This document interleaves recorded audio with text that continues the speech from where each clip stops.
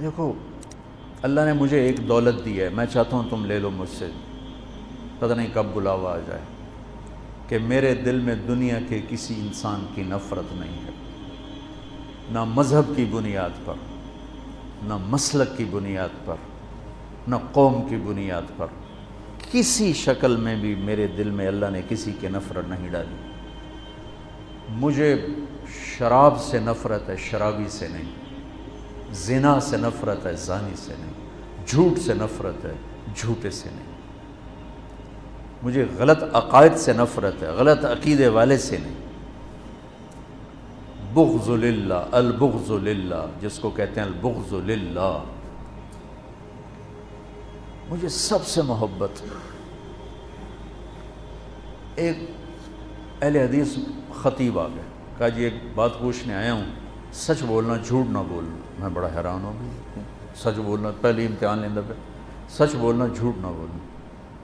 میں نے کہا جی فرماؤ۔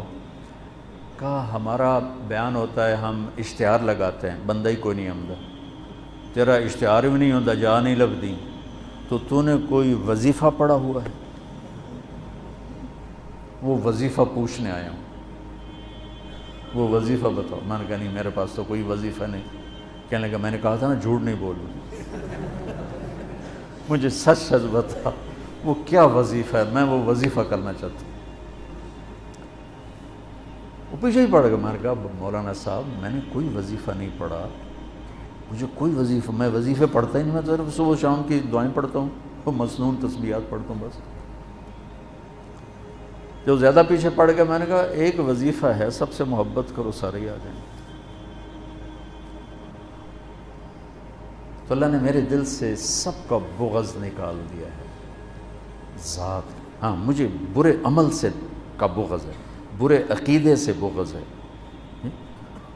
بری زندگی سے بغض ہے، لیکن ان افراد سے نہیں ہے۔ وہ اللہ کے بندے ہیں، اگر وہ کلمہ پڑھتا ہے اندر سے جو مرضی ہے، میں اسے مسلمان ڈیل کروں گا اور اسے اپنے گلے لگاؤں گا، اپنا ہاتھ اس کے لیے پھیلاؤں گا۔ اس وقت دنیا میں یہ سوچ دم توڑ چکی ہے، اور مدرسوں سے نکلنے والے بچے بھی نفرت کی آگ میں جل رہے ہوتے۔ دیوبندی ہے تو بریلوی سے نفرت اس کے اندر میں کوٹ کوٹ کے بھری ہوئی، شیعہ کی نفرت کوٹ کوٹ کے بھری ہوئی، اہل حدیث کی نفرت کوٹ کوٹ کے بھری ہوئی۔ اگر وہ بریلوی مدرسے سے نکلا ہے تو دیوبندیوں کی نفرت سے بھرا ہوگا، اہل حدیث کی نفرت سے بھرا ہوگا، شیعہ کی نفرت سے بھرا ہوگا۔ اگر وہ غیر مقلد کے مدرسے سے نکلا ہے تو دیوبندی، بریلوی، شیعہ کی نفرت سے بھرا ہوگا۔ اگر وہ شیعہ کے مدرسے سے نکلا ہے تو دیوبندی، بریلوی، اہل حدیث کی نفرت سے بھرا ہوگا۔ بچوں آگ لگی ہوئی ہے، میں بجھانے کے پیچھے پڑا ہوا ہوں۔ بجھائے گا تو اللہ، میری کیا اوقات ہے، لیکن میں چاہتا ہوں میری اولاد ہو، میرا ساتھ دو۔ میں فخر سے کہتا ہوں میں نے علماء دیوبند سے پڑھا ہے، اور میں نے اس تشریح کو جو علماء دیوبند نے دین کی تشریح کی ہے اسے صحیح مانا ہے، اور اس کو گلے سے لگایا، اسے اپنی بنیان بنایا ہے، میں اس کو تسلیم کر چکا ہوں۔ لیکن میں باقیوں کے پیچھے فتوے نہیں لے کے پھر رہا، میں باقیوں کو گنجائش دیتا ہوں، باقیوں کو راستہ دیتا ہوں۔ جس کے پاس بھی دلیل ہے ٹھیک ہے، فیصلہ تو اللہ آگے چل کے کرے، میں یہاں کیوں فتوے بازی کے بازار گرم۔ ایک مناظرہ دیکھا، ایسی کلپ کھل گیا تو وہ ادھر ہمارا وہ تھا مناظر اور ادھر تھا اہل حدیث کا، رفع یدین نہیں ہے، رفع یدین ہے۔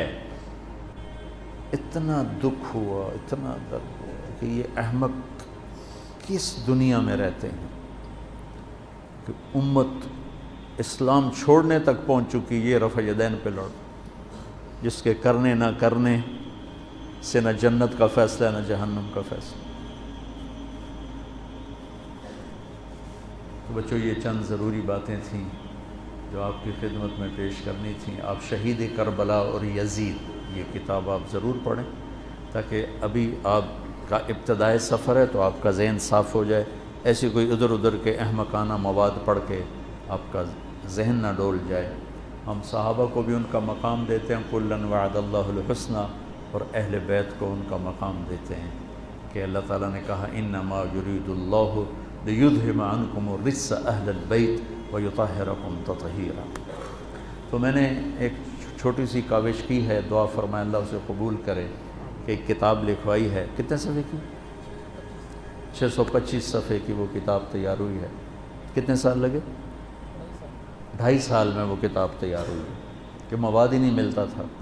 میں کہا شاید ہم یہ جب اللہ مجھے بلائے تو میں اللہ اس کے رسول کو یہ تحفہ پیش کروں کہ آپ کی اولاد کے لیے میں یہ نذرانہ لایا ہوں، اور تو میرے پاس کچھ ہے نہیں، آپ کے در کا مراسی بن کے مرنا چاہتا ہوں، آپ کی اولاد کے تذکرے کرتے کرتے مرنا چاہتا ہوں، ان کی محبت اور عشق میں مرنا چاہتا ہوں۔ امام شافعی نے کیا کہا تھا؟ لو کان الرفض حب آل محمد فلیشہد الثقلان انی رافض۔ اگر اہل بیت کی محبت کا نام ہے شیعہ ہونا تو سن لو میں بھی شیعہ ہوں۔ اگر اہل بیت کی محبت کا نام ہے شیعہ ہونا تو پھر ساری دنیا سن لے میں بھی شیعہ ہوں۔ تم میری اولاد کو برا بھلا کہو تو مجھے اچھے لگو، اور میری اولاد کے گیت گاؤ تو تم چاہے جھوٹے بھی کہو تو مجھے پیارے لگو۔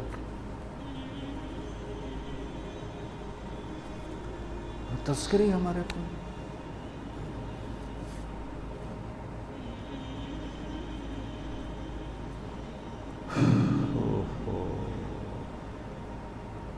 بس حضرت امام حسن جو تھے نا، وہ یہاں سے لے کر یہاں تک اللہ کے نبی کے مشابہ تھے، اور نیچے حضرت علی کے مشابہ تھے، اور حضرت حسین یہاں سے لے کر یہاں تک حضرت علی کے مشابہ تھے، اور یہاں سے لے کر نیچے تک حضرت محمد مصطفیٰ صلی اللہ علیہ وسلم کے مشابہ تھے۔ اس مشابہت کی وجہ سے اللہ کے نبی فرمایا کرتے تھے حسن میرا بیٹا ہے اور حسین علی کا بیٹا ہے۔ تو اللہ نے حضرت حسن کو ذہن فطانت بھی نبوت والا دیا تھا۔ بہت عجب، بہت عجب۔ پڑھو ان حضرات کی سیرت پڑھو، بہت کچھ اللہ نے مجھے موقع، جب میں کبھی پڑھتا تھا مجھے اللہ نے خوب موقع دیا، اور میں نے یہ چیپٹر کافی محنت کے ساتھ پڑھا۔ بہت سے خلجان پیدا ہوتے تھے تو پھر اللہ نے فضل فرمایا، ایک صحیح بات تک اللہ نے پہنچا دیا، وہی آپ تک پہنچانا چاہتا ہوں۔ السلام علیکم۔